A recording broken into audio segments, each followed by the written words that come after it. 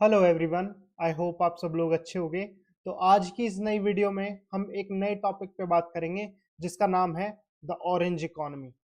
अब भाई क्योंकि ये टर्म बिल्कुल नई है, मैंने रिसेंटली न्यूज़पेपर में सुना था, तो एक क्यूरियोसिटी होती है कि भाई ऑरेंज इकोनॉमी क्या है। कहीं ना कहीं हम देखते हैं कि चल ग्रीन इकोनॉमी पता चल गया कि सस्टेनेबल ग्रोथ को बताती है, खाली इकोनॉमी हमारे देश के ग्रोथ को बताती है, लेकिन ऑरेंज इकोनॉमी क्या है।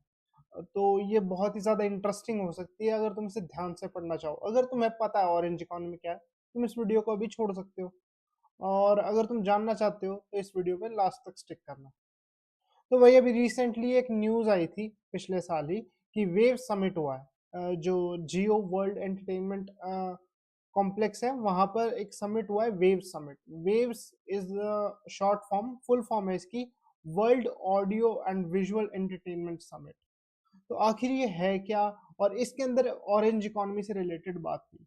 तो अगर हम ऑन अ सरफेस लेवल देखें, सबसे पहले हम बात करते हैं ऑरेंज इकोनॉमी है क्या। तो भाई ऑरेंज इकोनॉमी ना, पहले तो सुन के ऐसा ही लगता है भाई ऑरेंज यानी किसी रिलीजन से जोड़ देंगे, लेकिन ऐसा कुछ नहीं है। ऑरेंज इकोनॉमी बहुत ही ज्यादा इंटीग्रल टर्म है।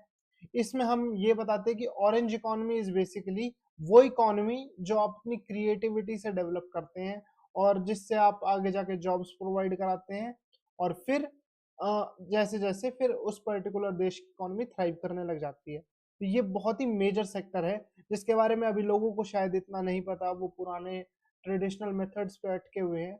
उन्हें नहीं पता कि जो इस तरीके का प्रोफेशन होता है, चाहे वो गेमिंग हो गया, यूट्यूब हो गया, वो कहीं ना कहीं आगे जाके बहुत बड़ा बनने वाला है। तो अगर हिस्ट्री की बात करें कि ऑरेंज इकोनॉमी किसने सबसे पहले कॉइन की थी, तो ये दो फोटोज दिख रही होंगी तुम्हें। तो एक एक करके बात करते हैं। यहाँ पर मेरे राइट साइड में एक फोटो दिखेगी, ये कोलंबियन प्रेसिडेंट है, और इनके साइड में इनके कल्चरल मिनिस्टर हैं। इन्होंने सबसे पहले इस टर्म को कॉइन किया था कि what is orange economy. Orange economy basically वो है जिसमें आप अपने डिजिटल सर्विसेज, मीडिया, और जो भी आप हैंडीक्राफ्ट्स वर्क करते हैं, उन सब को मिला के जो इकोनॉमी बनती है, that's basically the orange economy. और कह सकते हैं कि इससे पूरी ऑरेंज इकोनॉमी चलती है। क्योंकि आप सोच कर देखिए ना, आप डिजिटली कोई भी काम कर रहे हैं, जैसे फॉर एग्जाम्पल ये वीडियो बन रही है। अगर मैं आगे जाके बड़ा क्रिएटर बन जाता हूँ और मैं उस लेवल पे कंटेंट प्रोड्यूस करने लग जाऊँ, हफ्ते में 2 दिन की जगह मैं 30 के 30 दिन वीडियोस बनाने लग जाऊँ, तो मुझे एक टीम लगेगी। ठीक है, मैं अगर वीडियो बनाऊंगा तो एक बंदा थंबनेल हैंडल करेगा, एक बंदा एडिटिंग हैंडल करेगा, क्योंकि मैं ऑब्वियसली एक साथ इतना सब कुछ नहीं कर सकता। तो कहीं ना कहीं मैं क्या कर रहा हूँ, अपनी स्किल का यूज कर कर मैं कुछ चीज प्रोड्यूस कर रहा हूँ that is unique in nature. और उसके साथ साथ मैं अपने साथ साथ कुछ लोगों को काम भी दे रहा हूँ, जिससे उन्हें पैसे भी बन रहे हैं। तो एक तरीके से ये इकोनॉमी का ही पार्ट हो गया। अब हम देखें भाई इसकी ग्लोबल रीच कितनी है। सबसे पहले हम अपने यहाँ इंडिया से चालू कर लेते हैं। तो इंडिया का टोटल जीडीपी का 3% हिस्सा क्रिएटिव इकोनॉमी संभालती है। क्रिएटिव इकोनॉमी बहुत ज्यादा बड़ी है। इसकी प्रोजेक्शन इस बार के बजट में भी दी गई थी कि भाई ये बहुत ही ज्यादा बड़ी होने वाली है। ग्लोबल रीच के अंदर इसका इम्पैक्ट बहुत ज्यादा है। तुम कुछ स्टैट्स देखोगे या फिर तुम ऑनलाइन सर्च करके क्रॉस वेरीफाई भी करोगे, तो स्टैट्स बहुत ज्यादा हाई जाती हैं इसकी। और इसके साथ साथ हम बात करें तो $100 बिलियन तक जा सकती है। और अगर हम की ग्रोथ सेक्टर्स की बात करें जिसमें हम ग्रोथ ले सकते हैं, या फिर जिसमें ग्रोथ अभी चल रही है और इसमें हम और इम्प्रूवमेंट करके हमारे देश को भी आगे ला सकते हैं, उनमें सबसे पहले है ओटीटी प्लेटफॉर्म्स, जैसे अमेजोन हो गया, नेटफ्लिक्स हो गया, यूट्यूब हो गया। तो यहाँ पर हम देखते हैं कि ऑडियंस बहुत सारी है, इन पे मोनेटाइजेशन मॉडल्स भी अवेलेबल होते हैं। तो एक तरीके से खुद के पैसे कमाने का भी तरीका है। और अगर आप कुछ ऐसी चीज बना रहे हैं जो आप इन पे डाल सकें, और उससे at the end of the day लोगों को कुछ वैल्यू प्रोवाइड हो, और तो आप उसे मोनेटाइज भी कर सकते हैं। तो आप एक पूरी इकोनॉमिक मशीन चला रहे हैं। उसके अलावा वीएफएक्स की बात करें तो एक क्लासिक एग्जांपल मैं देता हूँ, जैसे स्पाइडरमैन की मूवीज होती थी, राइट। टोबी मैगवायर की मूवीज हो गई, एंड्रू गारफील्ड की हो गई, अब टॉम हॉलैंड की है। तो उसमें तुम देखोगे कि टोबी वाली जो स्टार्टिंग वाली स्पाइडरमैन थी, उसमें सीजीआई का इतना ज्यादा यूज नहीं होता था। लेकिन हमने जब अमेजिंग स्पाइडरमैन देखी तो वहां सीजीआई का यूज हुआ। और अब तो ऐसा है कि एक मिक्स चलता है, मतलब ज्यादातर तो सीजीआई ही होता है। जैसे एवेंजर्स एंड गेम ले लो, उसके अंदर भी सीजीआई बहुत सारा है। तो देखते हैं वीएफएक्स और सीजीआई बहुत ज्यादा यूज होता है। एनिमेशन की बात करें तो तुम्हें एक पूरा नेशन दिख जाएगा, जैसे जापान, जो पूरा ही एनिमेशन के लिए सबसे ज्यादा फेमस है। उसके अलावा कुछ क्लासिक मूवीज भी है, फॉर एग्जांपल कुंग फू पांडा। तो मतलब एनिमेशन पे भी लोग काम कर रहे हैं। और अब तो रिसेंटली इंडिया में भी अनाउंस हुई है मूवी, जो अब दिसंबर में आएगी, जिसमें बाहुबली द इटर्नल वॉर। तो वो भी एक एनिमेशन का ही बेंचमार्क है। हमें पता चल रहा है कि भाई इसमें ग्रोथ बहुत सारी है। अब बात करते हैं, जैसे इंडिया है, इंडिया को कुछ भी चीज बनानी है, फॉर एग्जाम्पल उसने बाहुबली द इटर्नल वॉर के बारे में सोचा, तो उससे क्या है, बाहर से भी बहुत सारे स्टूडियोज आए कोलैबोरेशन के लिए, एनिमेटर्स आए। तो कहीं ना कहीं इंडिया का प्रमोशन भी हो रहा है, इंडिया की ग्रोथ भी हो रही है। जब बाकी लोगों को इसके अंदर पोटेंशियल दिखेगा, तो वो क्या कहेंगे कि भाई हम इंडिया में ही जाते हैं, क्योंकि इंडिया में सबसे पहली बात वर्क फोर्स चीप है। उसके अलावा हमारे पास ज्यादा स्किल्ड वर्कर्स हैं। और अगर हम बाहर के कंपैरिजन में देखें तो बाहर बहुत ज्यादा हाइपिंग हो जाती है, हमारे पास वो कॉस्ट पावर है। उसके अलावा मीडिया बहुत ज्यादा बूम पर है। तुमने कितने सारे ऐसे कंटेंट क्रिएटर्स देखे होंगे जिन्होंने यूट्यूब की स्टार्टिंग से यूट्यूब को बनाया हुआ है, और आज वो यूट्यूबर से हटके एक फुल्ली फ्लेजेड बिजनेसमैन बन चुके हैं। फॉर एग्जांपल मिस्टर बीस्ट हो गए। मिस्टर बीस्ट ने क्या कर रखा है भाई, उसकी खुद की वो चॉकलेट बनाने लग गया है, और भी बहुत सारी चीजें करने लग गया है। तो एक यूट्यूबर से अब वो फुल्ली फ्लेजेड बिजनेस में चले गए हैं। ऐसे बहुत सारे यूट्यूबर्स की खुद की कंपनीज भी उन्होंने तैयार कर रखी है, फॉर एग्जांपल टेक बर्नर। तो वहां से भी हमें पता चलता है कि एक अच्छे तरीके से हम इसको लेके जा सकते हैं।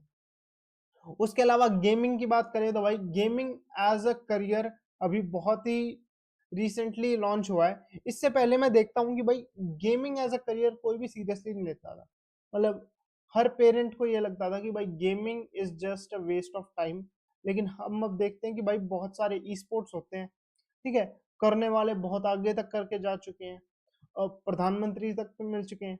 लेकिन वही बात है, जब तक हम अपना परसेप्शन नहीं बदलेंगे, जब तक जो हमारी प्रीवियस जनरेशन में हमारे पेरेंट्स हैं वो इस चीज को नहीं समझेंगे कि वक्त बदलता जा रहा है, तब तक हम उसी में अटके रहेंगे। ओटीटी, ये सब चीजें तो चलती रहेंगी, और ये और बढ़ेंगी आगे जाके, ये कम नहीं होने वाली। तो हमें जरूरी है कि हम इस लहर से अपोजिट में ना बहें, हम इसके साथ साथ चलें और कहीं ना कहीं इस चीज का फायदा उठाएं।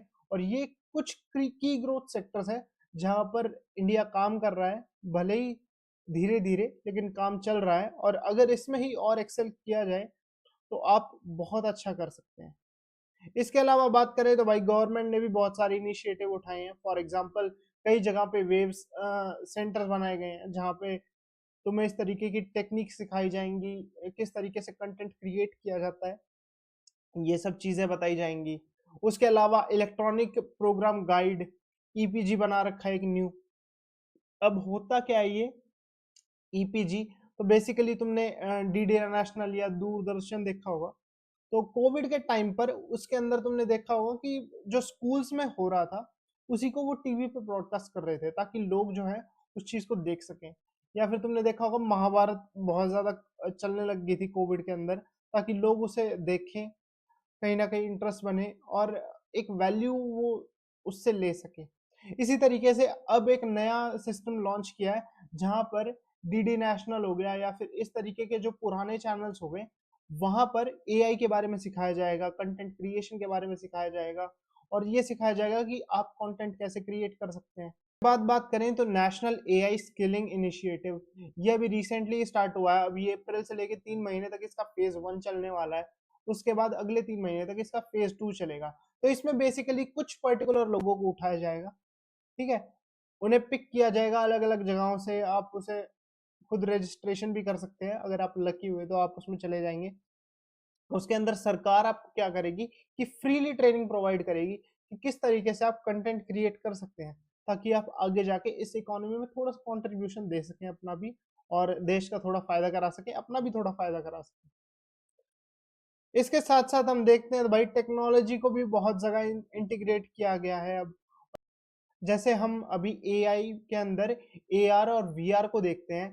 तुमने अभी प्रगति मैदान गए होगे पिछले साल, वहां पर देखा होगा कि बहुत सारे लोग हेडसेट पहनकर अलग अलग चीजें करके दिखा रहे थे कि मिनिस्ट्री ऑफ माइंस के अंदर जाके कैसा लगता है। तो वहां पर भी वीआर का बहुत ज्यादा यूज हो रहा था। बाकी हमारे पास अपॉर्चुनिटीज बहुत सारी है। फॉर एग्जाम्पल कई, अब तुमने ऐसे लोग देखे होंगे इंडियंस जो ग्लोबल स्टेज पे जाके, अमेरिकाज गॉट टैलेंट पे जाके अपना टैलेंट दिखाते हैं, कहीं ना कहीं ग्लोबल फुटप्रिंट को बढ़ाते हैं इंडिया के अंदर। और हमारे यहाँ के एथनिक वेयर्स को हम देखें तो उसे भी आगे एक्सपोर्ट कर सकते हैं। उसके अलावा फूड रिलेटेड जो भी चीजें होगी हम उसे भी आगे प्रमोट कर सकते हैं। और ये तो सिर्फ छोटी छोटी चीजें हैं। हम अगर अपनी फिल्म सेक्टर की बात करें तो हमारे यहाँ पर कितनी सारी फिल्म्स रिलीज होती हैं और कहीं ना कहीं वो बाहर भी जाती हैं। बाहर जाने के साथ साथ लोगों को समझ आता है कि हाँ भाई, इंडिया में ऐसा कंटेंट क्रिएट हो रहा है और कहीं ना कहीं इंडिया को अप्रिसिएशन मिलती है। हम्म लोगों को अच्छा लगता है। फॉर एग्जाम्पल दंगल चाइना में बहुत ज्यादा हिट हुई थी। और दंगल की क्यों बात करूं, मैं अभी रिसेंट की बात करता हूँ तो धुरंधर है। धुरंधर ने इंडिया में इतना अच्छा कलेक्शन किया है। मैं खुद फर्स्ट डे फर्स्ट शो देखने गया था अभी। और उसके अलावा अगर बात करें तो जब ये आगे जाएगी और फ्रंट पे जाएगी तो और ज्यादा अच्छा कमाएगी। और लोगों को एक रिकग्निशन मिलेगा कि हाँ भाई, कि इंडियंस भी बहुत अच्छा कर सकते हैं। जो पुराना परसेप्शन इंडियंस के तरफ था लोगों का, वो धीरे धीरे कम होने लग जाएगा। इसके अलावा लेकिन सब कुछ अच्छा नहीं है। कुछ ना कुछ चैलेंजेस भी है जो है हमारे सामने हैं। फॉर एग्जाम्पल हम इंटरनेट पेनिट्रेशन की बात करें तो अगर, क्योंकि हमें ऑरेंज इकोनॉमी आगे बढ़ानी है, तो हमें क्या करना पड़ेगा, इंटरनेट को आगे से आगे लेके जाना पड़ेगा ताकि वो डीपली पेनिट्रेट हो सके।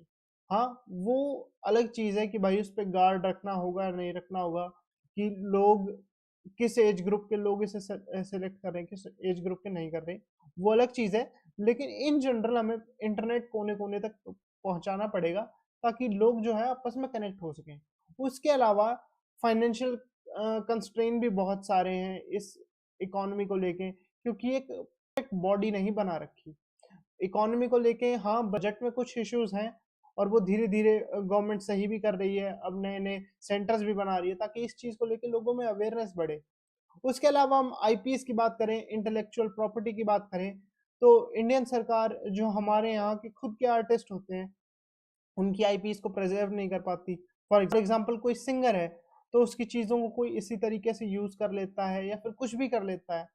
और हमारे यहाँ पर इतनी सारी चीजें हैं जानने के लिए जिसका कोई हिसाब नहीं, क्योंकि यहाँ पे तुम हर किसी गली में जाओगे, हर किसी जगह पर जाओगे, तुम्हें एक यूनिक चीज दिखेगी जो वहाँ की फेमस है। जैसे हम देखते हैं पानीपत, पानीपत के अंदर हैंडलूम्स का काम बहुत ज्यादा फेमस है। तो ये छोटे छोटे एग्जांपल्स तुम्हें हर जगह दिख जाएंगे पूरे इंडिया में। तो हमारे यहाँ पर पोटेंशियल बहुत ज्यादा है ऑरेंज इकोनॉमी को बूस्ट करने के लिए, अगर सरकार उस पर सही ढंग से काम करे। बाकी यार ये एक छोटी सी मेरी कोशिश थी जिससे तुम समझ सको कि ऑरेंज इकोनॉमी नाम की भी कोई चीज होती है। और बताना तुम्हें वीडियो कैसी लगी। अगर वीडियो अच्छी लगी है तो भाई बहुत बहुत शुक्रिया। और मैं और कोशिश करूंगा कि भाई मैं इस तरीके की वीडियो और बना सकूं। और तुम अगर कोई मुझे टॉपिक देना चाहते हो तो वो भी दे सकते हो, मैं उसके बारे में भी सोचूंगा, उसके बारे में भी करूंगा। बाकी आज के लिए बस इतना ही, मैं मिलता हूँ तुमसे अगली वीडियो में। Thank you so much and जय हिंद।